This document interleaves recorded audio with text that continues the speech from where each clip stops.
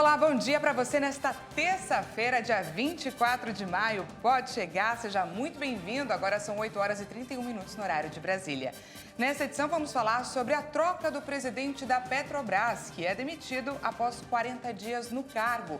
O número de famílias em situação de miséria na cidade de São Paulo cresceu 30% em um ano. Nos destaques internacionais, guerra na Ucrânia completa 3 meses e forças russas se concentram na conquista do leste do país. Ao menos 619 mil famílias estão vivendo em situação de extrema pobreza na cidade de São Paulo. Esses são os dados da Secretaria Municipal de Assistência e Desenvolvimento Social, que reportou um aumento de 30,82% das pessoas em situação de miséria. Para o CadÚnico, o número pode ser ainda maior, já que muitas pessoas estão fora do cadastro. De acordo com o Cadastro Único, são classificadas famílias extremamente pobres, aquelas que sobrevivem com renda per capita mensal de até R$ 105. O estudo enfatiza que a quantidade de pessoas que pedem comida, roupa e trabalho se dá principalmente em consequência da pandemia da Covid-19. Com o agravamento da situação econômica, muitos passaram a morar nas ruas. E o governo anunciou ontem uma nova troca na presidência da Petrobras. O Ministério de Minas e Energia informou na noite desta segunda-feira a demissão do presidente da Petrobras, José Mauro Ferreira Coelho. Ele estava no cargo há 40 dias e foi o terceiro presidente da estatal no governo Jair Bolsonaro. A demissão ocorre em meio à pressão devido ao aumento de preços dos combustíveis. O Ministério de Minas e Energia informou que decidiu convidar Caio Mário Paes de Andrade para exercer o cargo de presidente da Petrobras. Em nota, o Ministério afirma que o Brasil vive atualmente um momento desafiador decorrente dos efeitos da extrema volatilidade dos hidrocarbonetos nos mercados internacionais. Segundo o Ministério, o indicado reúne as qualificações para liderar a Petrobras a superar os desafios que a presente conjuntura impõe. A nova troca na presidência da Petrobras acontece em meio a rumores de que o preço da gasolina, que já está elevado nos postos de todo o país, possa aumentar ainda mais. Isso por conta da defasagem na paridade internacional. Faz 73 dias que a estatal não reajusta o valor desse combustível nas refinarias. Dados da Associação Brasileira dos Importadores de Combustíveis, a ABICOM, mostram que os preços praticados pelas refinarias da petroleira estão com uma defasagem média de 8% na comparação com os valores praticados pelos mercados internacionais. Para equiparar os preços, a Petrobras teria que elevar o valor médio do litro em 36 centavos. É importante pontuar que o diesel, que foi reajustado recentemente no dia 10 de março, também está com defasagem, mas em proporção muito menor, de 1% ou de 5 centavos por litro. E olha só, isso aqui que eu vou falar agora tem tudo a ver com a alta dos preços, né? Principalmente do diesel. Nos últimos 6 anos, a renda média dos caminhoneiros no Brasil teve uma queda, passando de R$ 3.600 em 2015 para R$ 3.200 no ano passado. A perda de renda é ainda mais grave quando a comparação é feita com o valor do salário mínimo. Em 2010, a renda média dos caminhoneiros chegava a quase 6 salários mínimos. Já em 2015, esse valor passou a ser de 4 salários mínimos e meio. No ano passado, a queda foi mais acentuada e o valor não chegou a 3 salários mínimos. Isso significa que em 11 anos, o motorista de transporte de cargas profissional perdeu quase 3 salários mínimos. O preço do diesel e dos derivados do petróleo é apontado como um dos grandes vilões da categoria. Quem está na rua afirma que não consegue rodar ou manter a frota com o preço atual. Recentemente, a Petrobras fez um novo reajuste no preço do combustível para as distribuidoras e o litro passou a custar R$ 4,91. Pelo fato de, nos últimos 12 meses, o óleo diesel acumular alta de mais de 50% e quase metade dos caminhões estarem parados por não ter condições de rodar, não é um absurdo dizer que o abastecimento no Brasil está ameaçado, de acordo com a Associação Brasileira dos Condutores de Veículos Automotores. A possibilidade de manter um caminhão próprio é cada vez menor por conta das constantes altas do combustível que acarretam em baixas margens de lucro. A maioria dos caminhoneiros tem veículos velhos com idade média de 21 anos, que consomem 20% a mais de óleo diesel se comparados a caminhões novos que possuem tecnologia mais avançada. Nos últimos dias, o presidente Jair Bolsonaro disse que vai recorrer à justiça para baixar o valor dos combustíveis no Brasil. Ele não deu detalhes do que pretende apresentar, mas comentou que é necessário tomar alguma atitude para impedir os aumentos. Além disso, reclamou da Petrobras e disse que a empresa precisa ter responsabilidade com a população. É uma situação complicada. E ainda falando sobre o bolso do brasileiro, nos primeiros 3 meses deste ano, os saques superaram os depósitos em mais de 40 milhões de reais. Essa é a maior queda na poupança desde 1995. A caderneta de poupança continua sendo o investimento preferido dos brasileiros. A estimativa é de que 1 a cada 4 pessoas utilizem essa aplicação, de acordo com dados da Ambima, Associação Brasileira de Entidades do Mercado Financeiro e Capitais. Mas a queda de rendimento nos últimos meses tem feito com que muita gente saque o dinheiro que estava guardado. Nos 3 primeiros meses de 2022, o volume total de saques foi de 872,6 bilhões de reais, enquanto os depósitos totalizaram 832,3 bilhões de reais, um saldo negativo de 40,3 bilhões de reais. O número representa a maior fuga de recursos da poupança desde 1995, quando teve início a série histórica do Banco Central. E a justificativa é o cenário econômico desfavorável. As seguidas altas na inflação têm feito o dinheiro guardado na poupança perder o rendimento. A alta do desemprego também contribui, já que muitos trabalhadores acabam tendo que recorrer aos recursos que estavam guardados. E mesmo quem está empregado, por vezes, tem que sacar o saldo da poupança para completar o orçamento e pagar as contas. Com todas essas dificuldades, o saldo total na poupança hoje é de 1,006 trilhão de reais, o que representa uma queda de 3,15% em relação a julho do ano passado, quando atingiu o seu auge com 1,038 trilhão. O Ministério da Economia anunciou ontem uma redução ampla de 10% nas alíquotas do imposto de importação. Há poucos dias, o governo já havia anunciado a redução do imposto de importação sobre 11 produtos.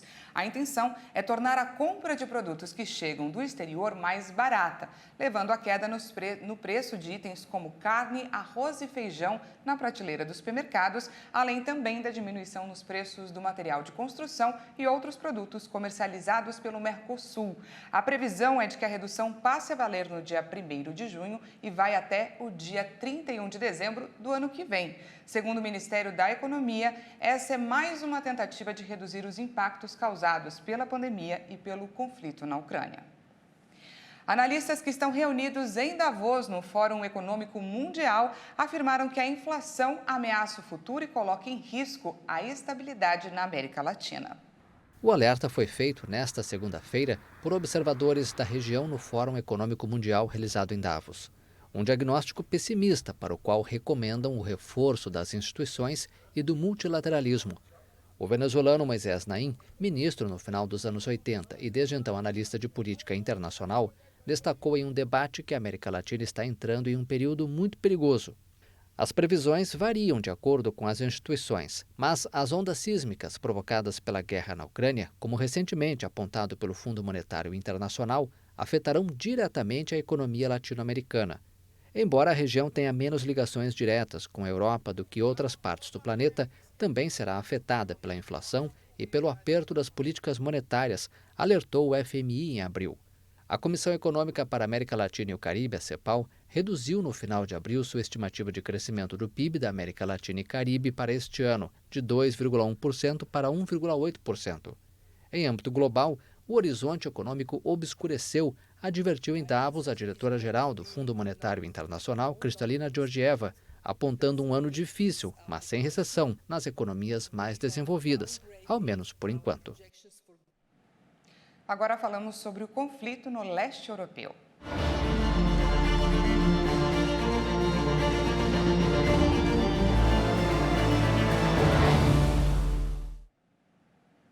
A guerra entre Rússia e Ucrânia completa hoje 3 meses e com poucas esperanças de que as tropas ucranianas consigam manter algumas regiões. Depois de Mariupol no sudeste e de Kherson no sul, a Ucrânia pode perder localidades do leste, onde as forças de resistência enfrentam dificuldades, especialmente na região separatista de Lugansk, onde a Rússia afirma que está muito próxima de ter o controle total. Segundo autoridades, a região crucial da Batalha de Donbás é bombardeada 24 horas por dia. Especialistas comparam a situação por lá com a de Mariupol, um cenário apocalíptico sob várias semanas em bombardeios.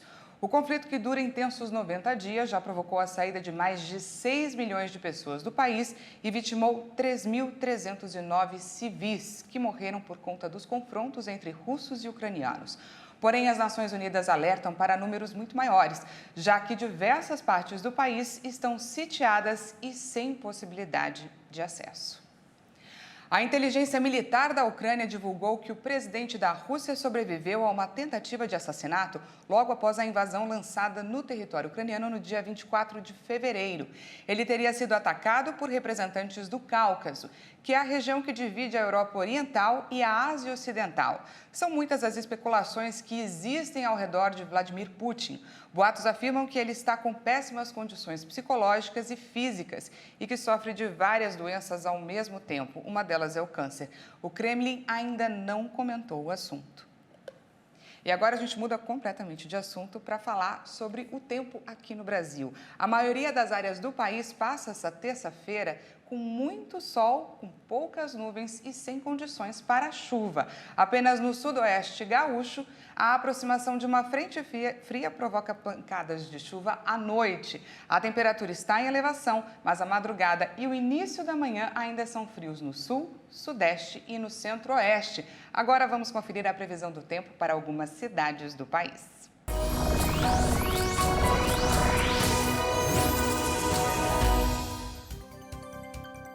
Começar por São Paulo, que tem mínima de 13 graus e máxima de 25. Em Montes Claros, Minas Gerais, o sol vai predominar durante todo o dia com mínima de 13 graus e máxima de 28. E em Palmas, capital do Tocantins, o tempo vai ficar quente e seco. A mínima para a região é de 22 e os termômetros poderão alcançar até 33 graus. E a gente vai para o intervalo e no próximo bloco você confere. A Receita Federal libera já, às 10 horas, a consulta ao primeiro lote do Imposto de Renda 2022.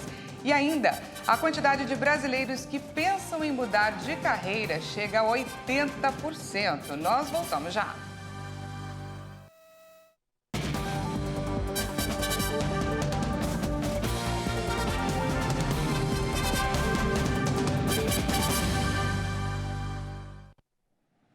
Seja bem-vindo mais uma vez, estamos de volta ao vivo, agora são 8 horas e 47 minutos no horário de Brasília.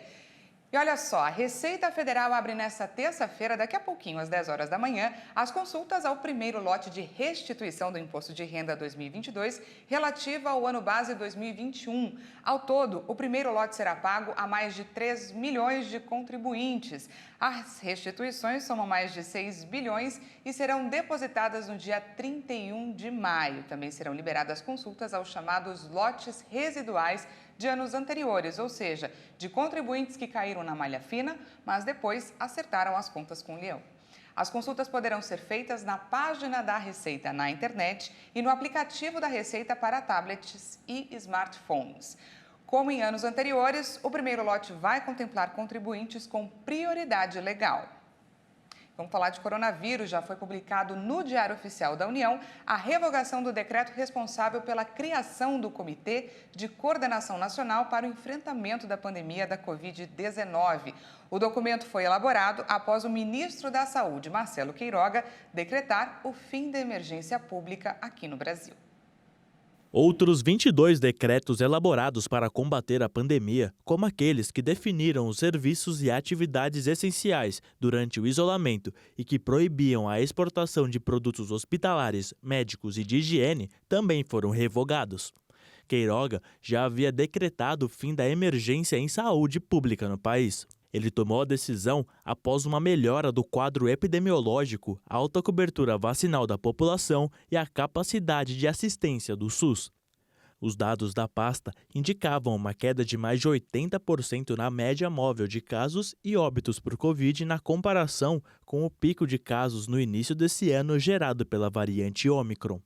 Mesmo com o fim do estado de emergência, a classificação da Covid-19 como pandemia só pode ser alterada oficialmente pela Organização Mundial da Saúde. Hoje, o ministro participou de um evento com líderes mundiais da saúde. Durante seu discurso, ele defendeu a atuação do governo no combate à Covid, que desde o início da pandemia atuou para preservar vidas conciliando o equilíbrio econômico e justiça. Afirmou também que o governo comprou 650 milhões de doses de vacinas e que 80% da população já completou o esquema vacinal primário composto pela primeira e segunda dose. Ao final de sua fala, Queiroga prestou condolências às famílias que perderam entes durante a pandemia e manifestou o compromisso do governo com pessoas atingidas por sequelas da doença. O número de mortes por Covid está em estabilidade. Segundo o último balanço, foram registrados 39 óbitos. Vamos conferir os números atualizados da pandemia aqui no Brasil. O Brasil confirmou mais 39 mortes por Covid-19 em 24 horas. O total de óbitos pela doença desde o início da pandemia já chegou a 665.666. Também foram registrados 12.775 novos casos de Covid-19 em um dia. Ao todo, já são 30.803.995 diagnósticos confirmados.